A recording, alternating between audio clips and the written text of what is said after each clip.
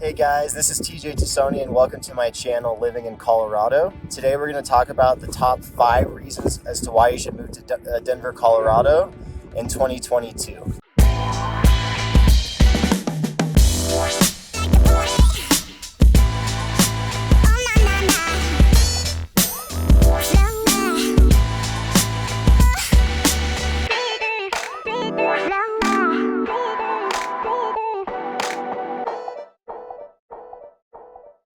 Hey guys, it's Tassone and welcome to my channel Living in Colorado. I wanted to talk about the top 5 reasons as to why you should move to Colorado in 2022, and let's go over them today.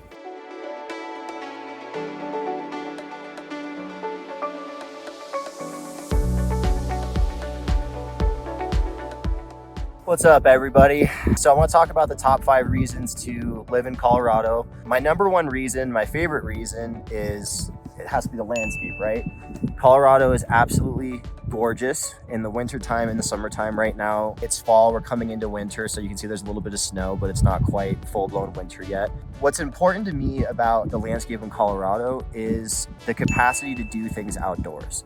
So what's really important to me, I'm a big snowboarder. I absolutely love snowboarding. I grew up in Los Angeles, California, and I was lucky enough to move to the ski town in Telluride, Colorado when I was a freshman in high school. And so I didn't really have a whole lot of that outdoor experience really until I moved into the mountains. And so I was very blessed in that being able to go snowboarding in high school was literally right outside your door. I mean, the high school was a 5-minute walk to the base of Chair 7 at the bottom of the ski mountain. And we were really lucky in high school because we had ski PE. So I got to get out of class at 12 o'clock on Thursdays and Fridays, and I got to go snowboarding basically all day. So I was snowboarding 4 days a week in high school, and then I went to college in Durango, Colorado at Fort Lewis College, and they had a ski mountain 30 minutes away. So I set up my schedule to make sure that I could snowboard as well 4 days a week as well. So having the ability to just hop in your car and come up to the mountains is a very nice privilege. Growing up in Los Angeles, I like city. I like the flexibility to be able to go do lots of restaurants and lots of concerts, and there's just lots of stuff to do. But the outdoor part of it is really difficult unless you're going just to the beach every day. So being in Denver, you're really only an hour and a half away from the mountains. So it's a very nice privilege.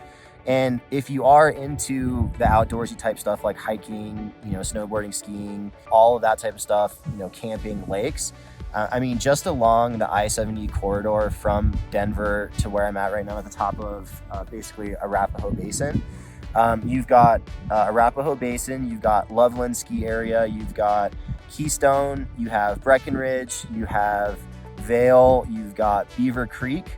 And then if you go in the other direction, you have Eldora, you have Winter Park, you have Mary Jane. So there's a lot of access to do a lot of outdoor stuff in Colorado. And so really looking at the top 5 reasons, I have to place this one at number 1 just because it's very grounding, to be in the city and have traffic and cars and lots of big buildings and lots of people walking around. It's nice to just know that you say, you know what, I want to take a little break from it. I'm going to come up and just have a nice little grounding experience and have it be quiet and calm. And it's a good spot to meditate if you're into meditation. And it's just really good to clear your head and get some fresh air. So it's a beautiful place to be, and that's why I put it at number 1. This is my number 2 reason of living in Denver, Colorado. So number 2 reason is the housing market. So the housing market in Denver, Colorado, specifically Denver County, is just the information I'm going to talk to you guys about today. Over the past few years, growth has been absolutely insane. So to quote some specific information, I'm going to be using data from the Denver Metro Association of Realtors. So in Denver County, between 2020 and 2021, that median sales price went from $526,000 to $599,999 for a 14.1% increase. And then the average sales price went from $659,556 to $747,000 $371. So that's a 13.3% increase in average sales price from 1 year. A little background on me, I went to college for finance and business. And so I'm very attuned to looking for different types of investment opportunities. You've got stocks, you've got bonds, you've got real estate, you can invest in different types of businesses, you can look at dividend income. So there's lots of different ways to make money. But when you look at things that are risky versus non-risky, having your money tied up into real estate, you have a lot of benefits for the downsides of the risk. So for example, when you purchase a property and you live in it, you get tax incentives. Whereas, capital gains on stocks, there isn't really a whole lot that you can do to offset the tax liabilities that come associated with those types of investments. So when you're looking at buying property, you're gonna live in a house, whether you pay for it and own it or whether you pay for it and rent it. So you might as well own the property and get the benefits of the property appreciation and then the ability to have some sort of tax incentive to offset the gains that you would owe if you were actually, making money on the property. So to have a 13% increase in the average sales price without having to do anything, that's a great return on investment. And that was just for single family homes. Now, if we're looking at the percentage of the listing side of things, so if you're the person selling your house, in 2020, the percent of the list price received was 100.5%. So meaning that average of that number was everyone was getting a little bit more, 0.5% more than what they were asking for the value of the home to be sold for. In 2021, it went from 100.5% to 102%. So that's a 1.5% increase from 2020 to 2021. That's an insane amount of growth without having to do anything. The fact that people are getting more than they asked for. So, what kind of investment are you gonna have that with unless it's gonna be real estate? Now, looking at year to date through the end of September, we are now at 103.9%, which is it's a 3.9% increase in the percent of list price received. So if you're looking at an opportunity of getting into the market, you can see that there's a lot of room to continue to appreciate and to continue to make money on your investment. Now, if we're taking a look at townhouses and condos, we had an average sales price of $458,182 in 2020, and that increased to $545,689 for a 19.1% increase from 2020 to 2021. So again, it's not just single family houses, it's not investment properties, it's the whole market in total. We're seeing such massive growth that when you're looking at places to move, Colorado, I think in the US right now is number 2 with hottest housing markets to be in. So having all of the benefits of living in Colorado, like I talked about earlier, the mountains, the things to do, going to Red Rocks, being able to go to the casino, being able to have a lot of fun with the different types of restaurants and bars and all the nightlife. Those are all great facets on top of having a really, really good rate of return on your investment. And so that's why I put the housing market in Denver and Colorado as a whole at number 2 for top 5 reasons of why you should move to Colorado. What's up, guys? I'm gonna talk about my number 3 reason of why you should live in Denver, Colorado, or just Colorado in general. So I'm up in Black Hawk right now. It's about a small town about an hour or so away from Denver. And it's famous because it's a really old town, but there's gambling allowed. So there's lots of casinos. So if you can take a look around, you've got a few casinos. We've got the Lodge Casino, we've got a Maristar. And so the reason why it's important to me is because when I grew up in California and we would come out to Colorado a lot, we would always drive from LA and we would always go through Vegas. And so it was fun because my mom is really into playing poker. And so when she was a kid, it was like a good escape for her. Like, they didn't get to go on a lot of vacations growing up. So she has like a really fond memory of being in Vegas. And so because her childhood was enriched by that type of funness in Vegas, then she kind of passed that on to me and my sister. I like gambling. I think it's a lot of fun. And I like the fact that you can go into a casino and you can sit there for a couple hours, have a couple beers, maybe win some money, maybe lose some money, but it's just a lot of entertainment. And then if you join the casinos, like kind of like frequent like player programs. Sometimes they give you free hotel night, sometimes they give you free dinner, sometimes you get the free buffet. So there's a lot of flexibility in just being able to take off for a quick little weekend, for family or for, dates. I want to take my girlfriend up and spend the night and, use the facilities. Obviously it's a hotel, so you got hot tubs, and the casino is just down below, so you can go out and have a nice dinner and come back and really enjoy gambling. So let's just do a quick little walkthrough, just kind of around, so you can kind of see what it looks like. But as you can see, it's quite beautiful up here. And it's really just nestled in the canyons, and you leave the city, drive up the canyon, and then come around this huge corner, all of a sudden you see this monster casino.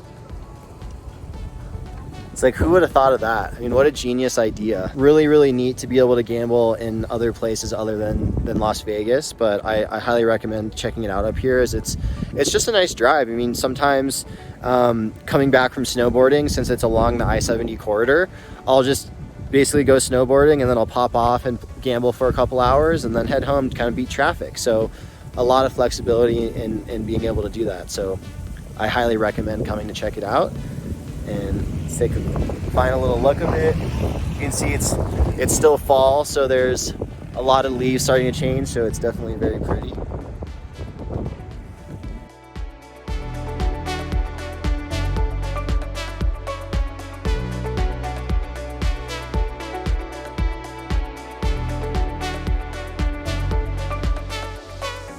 Hey, what's up guys? Here's my fourth reason of why you should live in Denver, Colorado. So here we are at Red Rocks Amphitheater.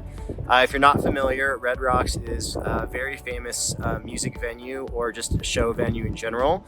So you'll see lots of different types of music here at Red Rocks. You can see rock music, metal music, you can see hip hop, rap, electronic dance music, and you can also, they have yoga here, they have movie nights, they even sometimes do shows during winter. So they've got a lot of variety in what you're able to see here, at Red Rocks. What Red Rocks is as you can see, it's a really beautiful, just kind of natural rock formation just along the hillside here in Morrison, Colorado. What was really amazing about it was the person behind it was just such a visionary in seeing something that wasn't necessarily there, because they had to build the amphitheater into the mountainside, but the way that it's set up and where it's nestled, it's just perfectly kind of enclosed within natural rock formations. So you get this really beautiful kind of natural sound, whether you're standing at the bottom of it or whether you're standing at the top. The sound reverberates off the rock, so you have bass, and everything's just very clean.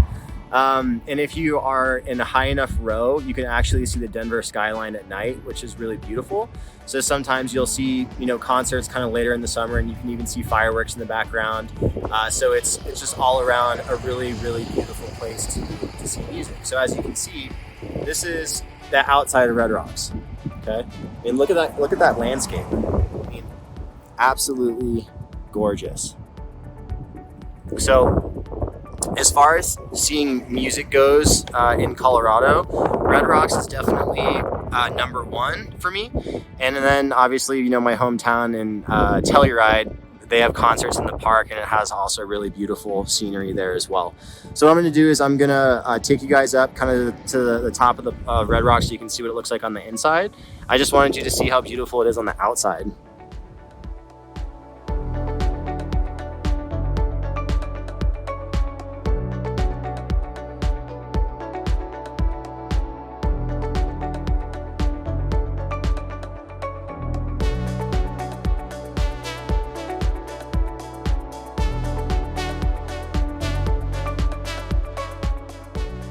Hey, what's up guys? Here's my number 5 top reasons to be in Denver, or just in Colorado in general.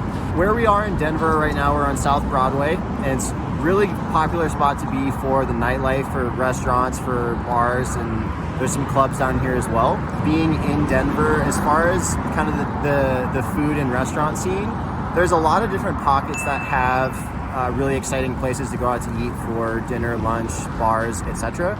So you've got South Broadway, you've got lower downtown or Lodo, you've got the Highlands, you've got Central Park, you've got some places in Aurora and in the Tech Center.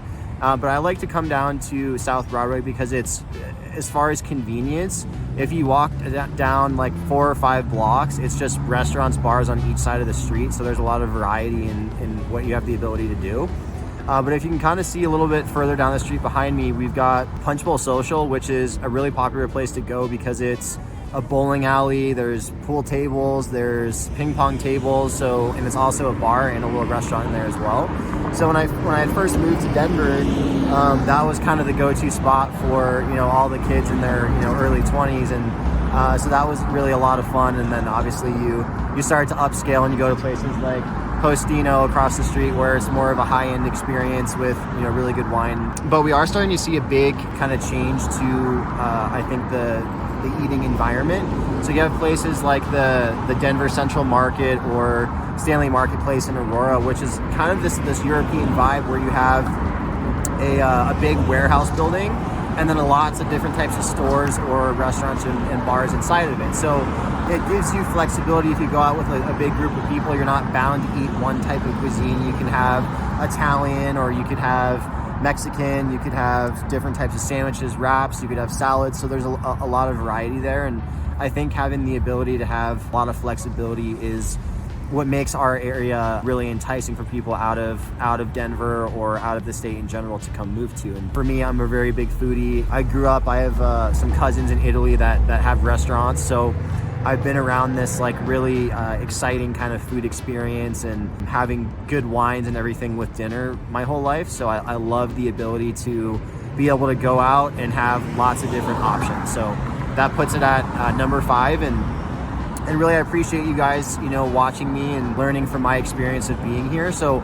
if you guys want more content, please make sure to subscribe. And, you know, I really appreciate any questions about Denver or mortgages in Colorado in general. So please feel free to shoot me a text, call, email, and I'll do what I can to help you, support you in finding what you need in your process of moving to Colorado. So have a great day. Take care.